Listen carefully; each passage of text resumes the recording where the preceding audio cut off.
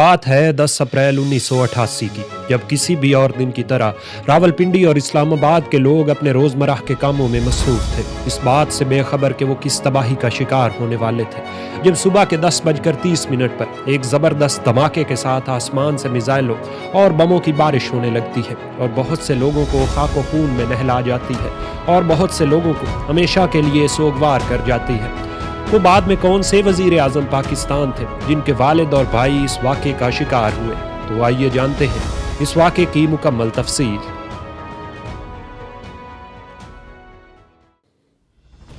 इस वाक़े का आगाज़ होता है ओजरी कैंप से। ये कैंप जंग अजीम दोम के ज़माने का असलहा खाना था, जिसमें इस ज़माने के फ़ौजी साजो सामान ज़ख़ीरा किया जाता था। 24 दिसंबर 1979 को जब सोवियत यूनियन दरियाए आमू को पार करके अफ़गानिस्तान पर हमला आवर हो जाता है तो पाकिस्तान रूस के ख़िलाफ़ अमरीकी कैंप का हिस्सा बन जाता है। इस मकसद के लिए पाकिस्तान के अलावा बरतानिया, सऊदी अरब और मुत्तहिदा अरब अमारात भी अमरीकी इत्तेहादी होते हैं। रूस को अफ़गानिस्तान में शिकस्त देने के लिए हिकमत अमली बनाई जाती है, जिसके तहत इत्तेहादी मुमालिक अफगान मुजाहिदीन को रूस के खिलाफ लड़ने के लिए असलहा और माली इमदाद फराहम करते हैं।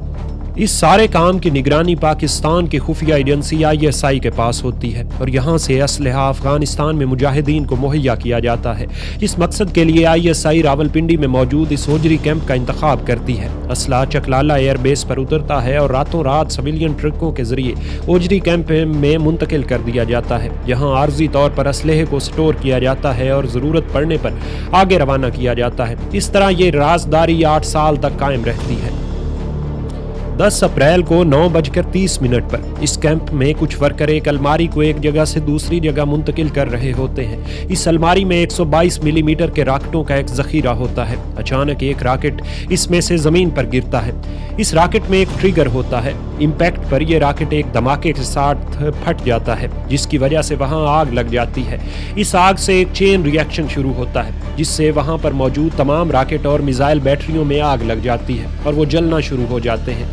ये बमबारी जुड़वां शहरों में तबाही मचा देती है और सुबह 10 बजे से लेकर शाम 5 बजे तक जारी रहती है, जिसकी वजह से मालो जान का बेपनाह नुकसान होता है। शाहिद खाकान अब्बासी, जो बाद में वज़ीर आज़म पाकिस्तान रहे, इनके वालिद खाकान अब्बासी भी इसी हादसे का शिकार हुए, जबकि शाहिद खाकान अब्बासी के भाई जाहिद खाकान अब्बासी इसी हादसे में शदीद ज़ख्मी हुए और 2005 में इन्हीं ज़ख्मों के सदमे से जाँ बहक हुए।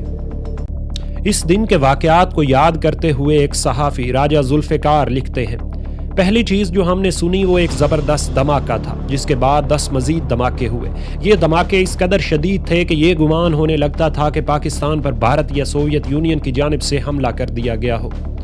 रेलवे कॉलोनी का एक रिहायशी कुछ इस अंदाज में इस वाक़े को बयान करता है। हम अपने रोज़मर्रा के कामों में मसरूफ़ थे कि धुएं के स्याह बादलों ने आसमान को ढांप लिया और कुछ ही देर में इन बादलों से बमों और मिसाइलों की बारिश होने लगी। ये मिसाइल रावलपिंडी और इस्लामाबाद में 20 किलोमीटर के रेडियस में गिर रहे थे। जुड़वां शहरों के लोग हालात को समझने से कासिर थे और किसी दुश्मन ताकत के हमले का गुमान हो रहा था। जब धुएं के बादल छटे तो तबाही ने हर तरफ डेरे डाल रखे थे और जुड़वां शहरों के लोग कारों में जख्मियों को हस्पताल पहुंचा रहे थे। इस हादसे में 93 लोग लुकमा अजल बने और 1100 से ज़ायद अफराद जख्मी हुए। इस वक्त पाकिस्तान के वज़ीर आज़म मोहम्मद खान जुनैद जो थे, वो सरकारी दौरे पर सिंध में मौजूद थे। जब इन्हें इस आने की खबर पहुंची तो वो फ़ौरन इस्लामाबाद पहुंचे और रेस्क्यू और बहाली के अहकामात जारी किए। इस वक्त सबसे अहम सवाल ये था कि इस वाक़े के ज़िम्मेदारों का तयन किया जा सके। 12 अप्रैल को वज़ीर आज़म जुनैजो ने एक 5 रुकनी कमीशन कायम किया, जिसकी सरबराही corps commander Rawalpindi general Imran Arshad कर रहे थे और ये कमीशन एक 5 रुकनी वजारती कमेटी के अलावा था। ये वजारती कमेटी 12 अप्रैल को वज़ीर आज़म जुनैजो ने वज़ीर मवासलात असलम खटक की ज़ेर सदारत कायम की थी। वजारती कमेटी का मकसद कमीशन की फाइंडिंग की बुनियाद पर वज़ीर आज़म पाकिस्तान को एक हतमी रिपोर्ट मुहैया करना था। यहाँ पर एक और डेवलपमेंट जो इस साने के महज 4 रोज़ बाद हुई, वो अफगान मुजाहिदीन और सोवियत यूनियन के दरमियान जनीवा में तय पाने वाला मुआहदा था, जिसके तहत सोवियत यूनियन का अफगानिस्तान से इनखला मुमकिन हो सका। इधर वज़ीर आज़म जुनैजो ये इक़दामात कर रहे थे, इधर उन्होंने इस हवाले से सदर ज़ियाउल हक से कोई मुशावरत नहीं की। सदर ज़िया अपने एतमाद के आदमी से ये इंक्वायरी करवाना चाहते थे ताकि इनके अपने लोग इस वाक़े में मुलव्वस हों तो इनको बचाया जा सके। جنیجو یہ سب جانتے تھے اور شاید اسی لیے انہوں نے ضیاء کے آنے سے پہلے ہی ان کمیٹیوں کو تشکیل دیا۔ اس لیے بعض اور وجوہات کے علاوہ اس وجہ کی بنیاد پر بعد میں 29 مئی 1988 کو صدر ضیاء الحق نے اسمبلیوں کو تحلیل کر کے ان کی حکومت کو ختم کر دیا۔ صدر ضیاء الحق کی اعلیٰ سطح ٹیم نے فوجی کمیشن کی اس رپورٹ کو پارلیمانی کمیٹی کے سامنے پیش کرنے سے پہلے ہی مسترد کر دیا۔ اس ٹیم کی سربراہی صدر پاکستان کے قریبی ساتھی chief of staff lieutenant general رفاقت کر رہے تھے۔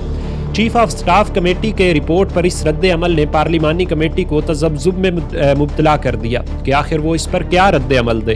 رپورٹ کے انکشافات اور موقع پر موجود اور متعلقہ دوسرے افراد کے کیے گئے انٹرویوز کی روشنی میں جس مقام پر پہلا دھماکہ ہوا وہاں 16 افراد موجود تھے۔ یہ سب اجرت پر کام کرنے والے غیر تربیت یافتہ مزدور تھے۔ ان میں سے ایک بھی شخص حادثے کے نتیجے میں ہلاک نہیں ہوا۔ یہ سب معمولی زخموں کے ساتھ ہسپتال لائے گئے اور وہاں انہوں نے اس واقعے کو ابتدائی طور پر حادثہ بتایا، لیکن دوسری بار انٹرویو کرنے پر انہوں نے مبہم رویہ اختیار کیا اور کہا کہ ہم بے ہوش ہو گئے تھے، اس لیے ہمیں واقعے کی تمام تفصیلات یاد نہیں۔ لیفٹیننٹ جنرل عمران اللہ خان کی اس رپورٹ کو ایوان صدر نے مکمل طور پر مسترد کر دیا اور کہا کہ یہ مکمل طور پر جھوٹ پر مبنی ہے۔ محمد اسلم خان خٹک نے پارلیمانی کمیٹی کے چیئرمین کی حیثیت سے کہا کہ وہ پروسیڈنگ پر خود رپورٹ تیار کریں گے۔ 10 روز بعد وہ مختصر سی رپورٹ لائے اور کابینہ ارکان سے کہا کہ وہ اسی پر دستخط کر دیں۔ وزیر مملکت برائے دفاع سمیت 5 میں سے 3 ممبرز نے اس سے اختلاف کیا اور کہا کہ یہ طریقہ کار غلط ہے اور اس سے دیکھنے کے لیے ہمیں کم از کم کچھ وقت دیا جائے۔ مگر دلچسپ بات یہ ہے کہ جو رپورٹ وزارتی کمیٹی کے سامنے پیش کی جانی تھی اور جو رپورٹ بعد میں وزارتی کمیٹی کے سامنے پیش کی گئی تھی، اس کی ایک کاپی وزیر موصوف اسلم خٹک پہلے ہی صدر مملکت کے ہاؤس پہنچا چکے تھے اور اس بات کے مدعی تھے کہ صدر مملکت کی مرضی کے موافق ذمہ داروں کو سزا نہ دی جائے۔ اسلم خٹک نے اپنی رپورٹ میں لکھا تھا، حالت جنگ میں اس طرح کے واقعات کے امکان بڑھ جاتے ہیں اور ایسے حادثے رونما ہو سکتے ہیں، اور اس رپورٹ نے 4 معمولی ملازمین کو قانون کے مطابق سزا دینے کی سفارش کر کے اس معاملے کو ہی گول کر دیا۔ جنرل عمران اللہ خان جو کمیشن کے ہیڈ تھے، جب بعد میں ان سے سوال کیا گیا تو انہوں نے ISI کو اس کا ذمہ دار قرار دیا کیونکہ یہ کیمپ ان کی زیر نگرانی تھا۔ جنرل عمران اللہ نے اس سانحے کی ذمہ داری گزشتہ DG ISI جنرل اختر عبد الرحمان اور موجودہ DG ISI حمید گل پر ڈالی۔